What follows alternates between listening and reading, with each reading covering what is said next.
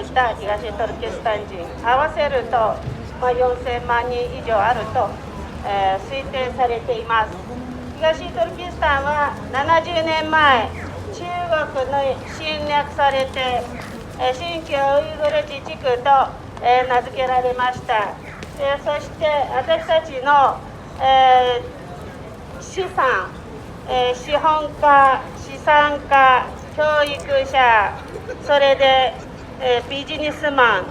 いわゆる、分野の、エリートたちは中国共産党により蘇生されて、新疆ウイグル自治区の、トップであった人たちも傀儡で中国政府の言いなりにしか、つけられませんでした。それで今、もう70年も経ってるんですけども、その70年間の間、人口はもう半分ぐらいと言っても過言ではないぐらい人口は減っていってまして、70年前、東トルキスタンで私たちの人口の数は96%、94% を占めてた、東トルキスタン人が今は45%にしかないと、50%にしかないと、正確の割合はわからないんですけれども、半分以下に落ちています。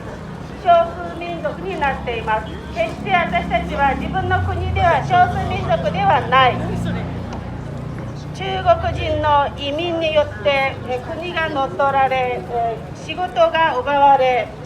場所は奪われ、水源は奪われ、産業は奪われ、私たちの代々から続けてきました産業、生活の仕方、建築の模様、すべて中国化にされていました。今は3年前、4年前と言われるんですけれども、強制収容所が今はその世界の目の前で堂々と使ってまして、建設、今でも続いてます。世界の